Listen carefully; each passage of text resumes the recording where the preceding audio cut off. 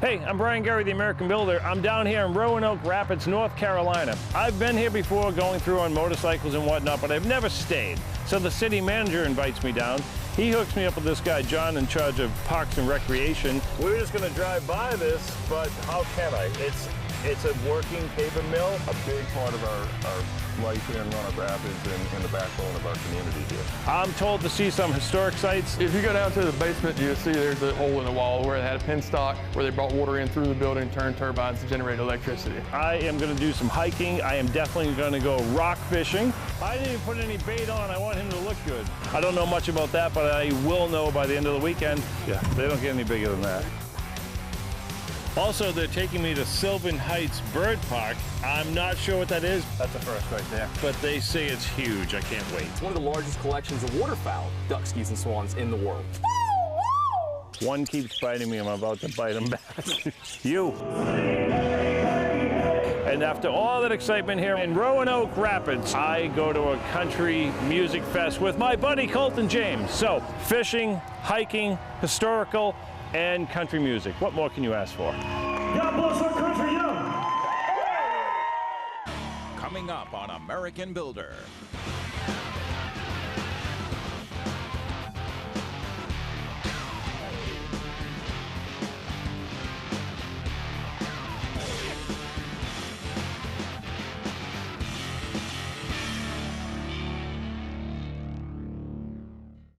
So John is taking me on a little bit of a field trip here, and we're just gonna drive by this, but how can I? It's a working paper mill. My father worked here.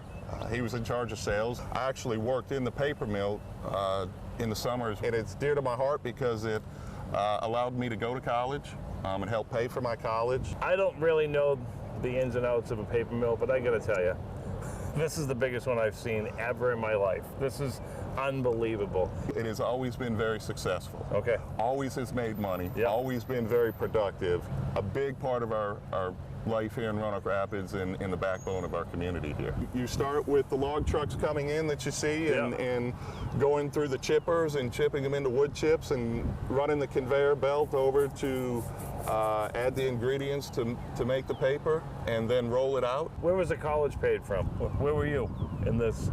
When you're on the summer call board, you're anywhere from the front door to the very back of it doesn't matter. Wherever they need you, you just get there and get the job done. I got you. I've been in the digester right there at the production line where they make paper and it's 120 degrees and you're cleaning up strips of paper that come off the reel, sandblasted and painted, and I've mowed grass. So I've done a little bit of everything, I believe, over there during my summer years. And I get, you said the river's on the other side of that. That's right? correct. Yep, Okay. the river's on the other side of that, which is really, again, another part of the backbone of Roanoke Rapids and the reason why Roanoke Rapids is named Roanoke Rapids. It's the Roanoke River. And I was going to ask you sometime during the day today, but I'll ask you right now. Why the Rapids? Why Roanoke Rapids?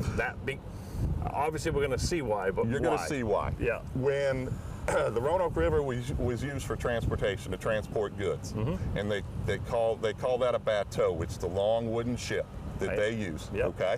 When they hit the top of the river here in Roanoke Rapids, they could not navigate the river because of the rapids. So a canal was built around the city of Roanoke Rapids and the river to transport those goods into, and you came back on the river in Weldon, North Carolina. I brought the right guy with me. I figured out everything in one stop, and we weren't even going to stop here. So, this is awesome. Right. So far, so good. Okay. We're going to hit some really cool spots. We're going to see what Roanoke Rapids is all about. And later in the day, we're going to catch some rockfish. This is not a golf club. I don't golf, but I definitely can drink and fish. So, going to be a good day. Looking forward to it, and the rockfish are here. So. Can't wait to see that. Going to be another good afternoon. So I know what dinner is tonight, right? Absolutely. Yeah. That's it. We're eating what we caught for sure. All right, on to the next one.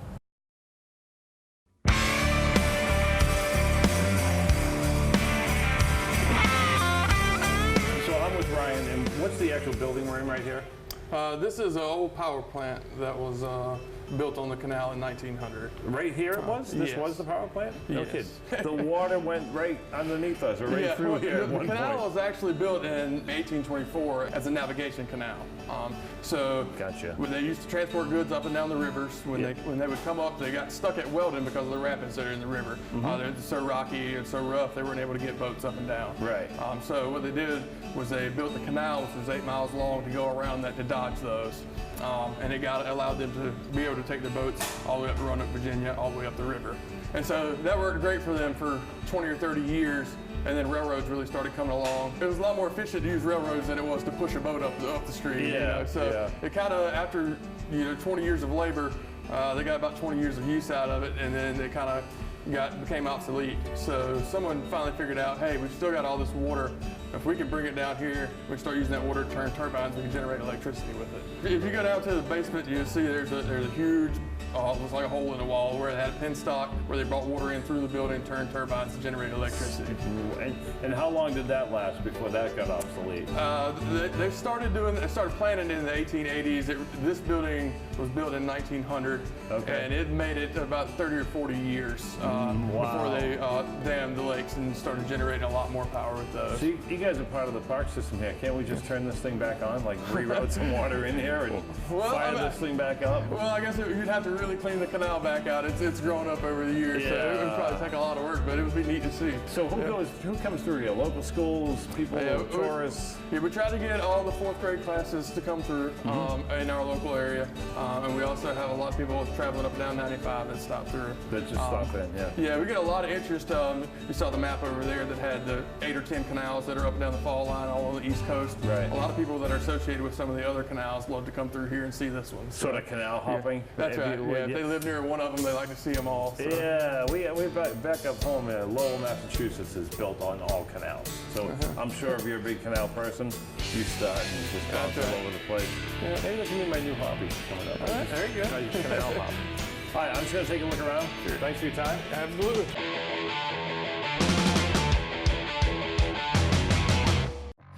One of the things, or one of the many things you're going to do when you come to Roanoke Rapids, North Carolina, is you're going to go rock fishing. And for that, look at the website below. This is a guy that knows the ins and out of the river. Roanoke River Rental and Guides is the way to go. Rockfish, me, and them.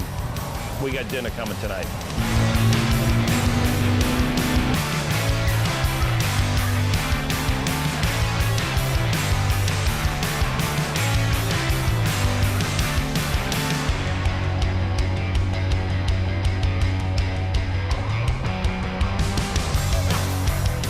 Okay, I'm catching fish. I'm catching rockfish, as they promised. So John from Parks and Recreation and Roanoke Rapids Rivers and Guides, my new best friend Mike, is showing me how to fish. I am now becoming a fisherman.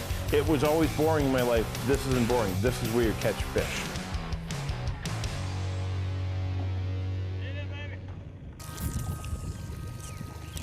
I'll try to hit the camera guy. I just missed him.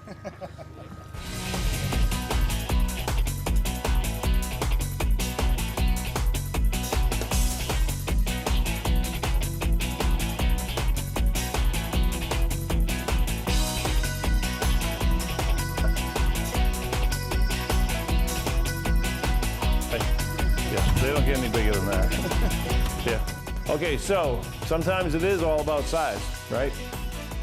My fish is bigger than Colton's. Colton can fish, no lie, on an ocean. Right now he's not having the best luck, but Colton can sing, and you don't want me to sing. So everybody has their talents.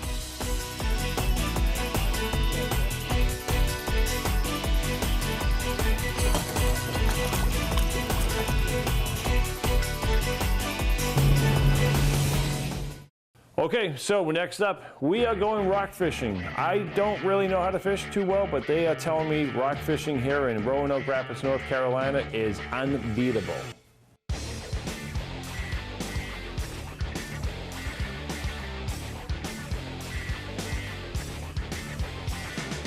I didn't even put any bait on. I want him to look good. Yeah, they don't get any bigger than that.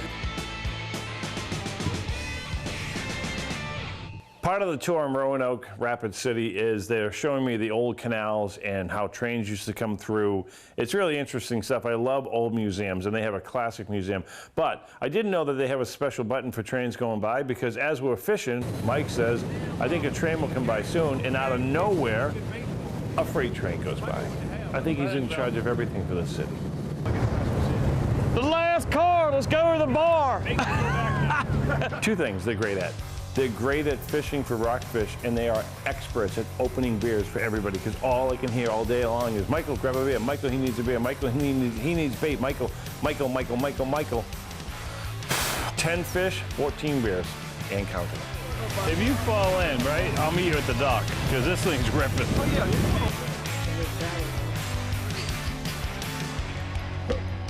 That's how you do it. You slow reel it back to the boat.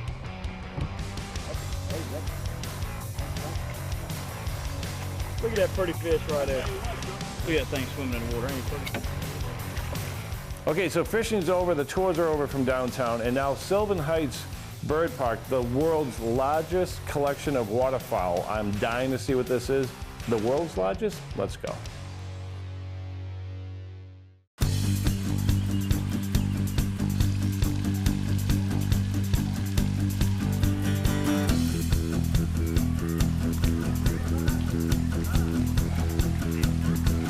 I am at Sylvan Heights. I'm with Brett, who obviously is, I'm going to say you're the beekeeper, but it's about birds. We're birds, yeah. If I was doing bees, I'd get stung a lot, so no. What you're looking at is one of the largest bird parks in the country, in the sense of we have almost 2,500 birds. That's not just ducks, geese, and swans, but owls, flamingos, pheasants, parrots, parakeets. You can even hand feed our flamingos, which is pretty unique. And it's one of the largest collections of waterfowl, ducks, geese, and swans in the world. All right, so before you get started, why? How did this start? The credit goes to my parents, Mike and Allie Lubbock. Gotcha. My father's been with waterfowl since he was 17 years old in England. Okay. We're a nonprofit 501c3, so if anyone owns it, it's all the visitors, members, and donors. They're the ones that own this place. I actually own a piece then. This is your place. This is it. And this is Eastern North Carolina and the rest of the world's place. So I got the UR here. Where are we going first? It doesn't matter. We can just start. Wherever, I can definitely get you around the world in 80 minutes. These guys are called ruffs, and what's really amazing is these males, they'll grow these beautiful feathers around their necks. They'll be white, black, and bright browns for displaying to the females, but they also get very aggressive with one another. But what's happened in the wild is there's a male that's learned to look like a female, so when the other males are fighting, he can go say hello to the females. It's wait, so he's a cross-dresser. Basically, but he's using it for his advantage. But he's using it. This is too much for me. I haven't even understood the whole birds and bees thing yet, so you can't throw this. You can't throw this at me yet. I feel like I'm in Jurassic Park. So we have probably one of the biggest flamingo collections now in the country. There are only 6 species of flamingos in the world, and the 3 at the park is the Chileans, the Lessers, which are from Africa, and the Caribbeans. They have a feeding pool, which is what gives them that coloration. Okay. Same as the scarlet ibis, those bright red birds you see flying around. When they're babies, they're black, and then they get the red color. Gotcha. What's really cool is they build mounds with their bills to lay the eggs on, probably so the water doesn't wash the eggs out. And the other thing that they do is they only breed in large flocks. We have a barn, you'll see, they go inside, there's mirrors. They have the mirrors around them, bigger the flock, more likely to breed.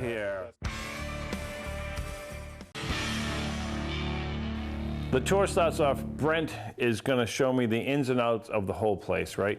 As soon as you walk past the entranceway, okay, you're impressed. It's all netted in, and as far as you can see, he's going to get a golf cart and take us for a tour. We do a lot of school programs. They come down here, and then we take them into the wetlands so they can do water and nets and learn stuff. We get to go inside what I'm going to call, looks like an ostrich, but of course it's not. It's something else. Huge bird. He's going to go in, pet it down, and get it to lay down, and then he's going to bite us in, and we can pet it somewhat. But he tells us as he's going in, this thing could jump back and tear you completely open. It could kill a human. Here we go, buddy. Come on, you love scratches. All right, here we go. All right, you got. I'm in. What's interesting while you're touching it is if you see it, there's 2 feathers coming out everywhere. It's like laid like blanket. Yeah, and if you remember the 90s, emus and ostriches became real popular in the market because of the meat and everything else. But we're talking big chickens. They lay that dark green egg and everything else. And they do have these little wings which have spurs on the end. Not very sharp, but you know. What the hell are we doing in here? I don't want to pat the thing if it's going to kill us. He gets it all calmed down. He's a professional. We pat it, but I actually get right back out of there sort of quick and leave my guys. That's a first right there. When we moved him years ago, I mean, it was an accident. I lost a pair of jeans. Really? Yeah, because I mean the toe, I mean you got to be careful. That's why I wouldn't have you guys in here unless I get them on the ground. Yeah. Okay, we'll leave it. You're on your own, just so you know. That thing stands up and goes crazy. That's an Argus feather. That's a neat noise he makes. Yeah. He does a feather display too. He'll take those 2 tail feathers, stick them in the air, shake them, and that's how he gets his lady's attention.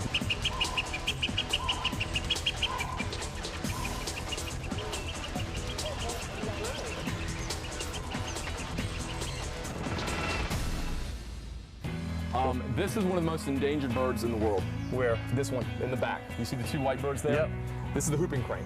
There's only a couple hundred in this country. And then on this side we have demoiselle cranes. They're one of the highest flying birds, not the highest, but one of the highest. They fly over the Himalayas. Oh, and there's plane footage of the cranes. Yeah, exactly. They lay a really interesting egg, and if you look at the heads, they have these weird feathers coming out of the back, look like a composer or something. Yeah, nice one. This flies the highest, higher than that, over the Himalayas. This goose. Really? Yeah. They can get away from the public as much as they want. Right. And they're set up in this way. We always make sure that the birds are taken care of. Public we want to make sure that they kind of come second. Yeah. The other thing is, with these aviaries, they can be lowered. What's interesting is the birds are pretty smart. What they'll do is they'll go to the area that needs to be, to an area that's not collapsed. Right. They'll stay there. They won't run off. They'll let us work, fix things, get them back, move around. The only birds that sometimes take off crazily are cranes. And this is probably because most of the birds, they got food and shelter. They get it. They get it. They're like, hey, fix the roof. Exactly. We got a problem. I see 5 ducks in my life, maybe 3. I don't know. He tells me the number of ducks in the world. It's more than 3, I can tell you that right now. We go into a parakeet cage or a bird cage, and then he thinks it's funny because you can feed the parakeets, but he forgets to tell me that they bite you. I got one that just wants to bite me the whole time. At first I'm like, I'm under attack by parakeets, and then I thought to myself, look at the size of me. Am I worried about a parakeet? Ow, ow, ow, ow. Yeah, I sort of was. One keeps biting me, I'm about to bite him back. You've got a bite problem. you. This is one thing people don't get to experience in most places is hand feeding a flamingo.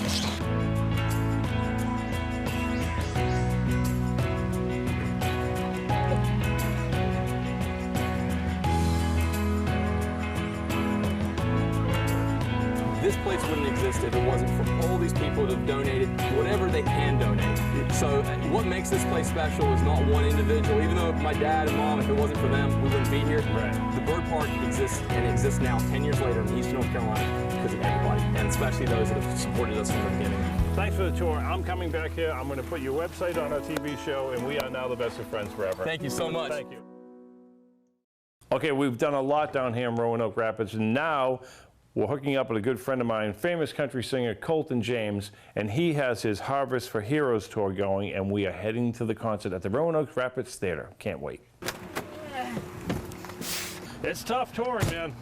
American Builder's getting bigger by the minute. Hey, What's Brian. up, John? How much? Nice to see you. So, I have done everything you told me to do. I went all around the town. I've seen it all. Wonderful place, isn't it? What? The city of Roanoke Rapids, there's so much to do and so much to offer. We got a lot of good things happening in the downtown area. You saw that our historical high school. What a great place. It's crazy. Isn't that crazy? It cost you $50 million to build that thing. And you being a builder, you got to think that's just great. I'm like, that's your high school? Are you kidding me? John, thank you. I appreciate it. Thank you. And we will see you again for sure. Absolutely. Thanks for coming to Roanoke Rapids. And now it's go time. Famous country singer Colton James is about to tear this place up and get on stage.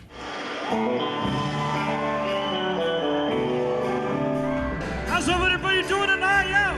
Let me hear you make some noise one time. Put your hands together. Back when the prayer still blessed our kids in school, Pledge of Allegiance still rings strong. Yeah, I want to take this country back 20 years or so. What do y'all think about Right in the middle of the concert, a good friend of mine, Mike Kane, takes the stage. Mr. Mike Kane, who works with us all over the country. You can't thank Mike Kane for his services enough. And Colton gets up there with his mom and dad, and they redo their vows of marriage. Mrs. James, do you take Mr. James to be your lawful wedded husband? Well, let's see now. 3 kids later, I guess I better. Say yes! Say yes! She said yes. Mr. James, do you take this very beautiful woman to be your lawful wedded wife? Through the hard times and good times, and always love her no matter what? I sure do. Well, going to Mr. and Mrs. James, you can now kiss the beautiful bride.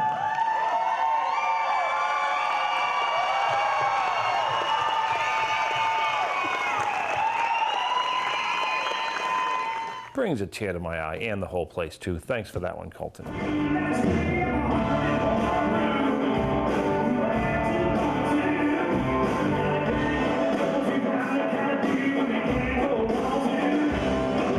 I almost forgot in the middle of all his songs, this is raising money for Land for Heroes, a project that American Builder is involved with. So this is going insane. It's crowded, people are screaming. It's everything Colton does everywhere. He's just a good old country boy singing. His music's great. His drive is great for this country. And this Land for Heroes project will be outstanding. And we are now off and running with it.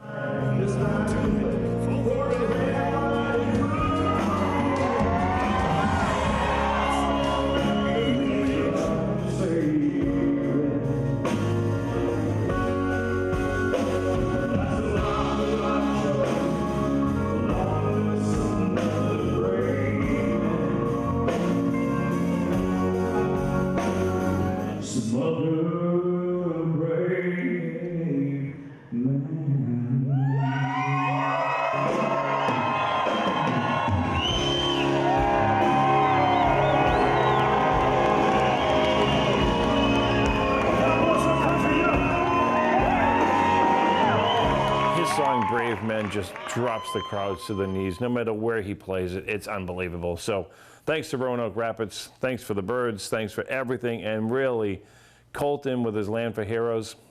Bam. We'll see you next time.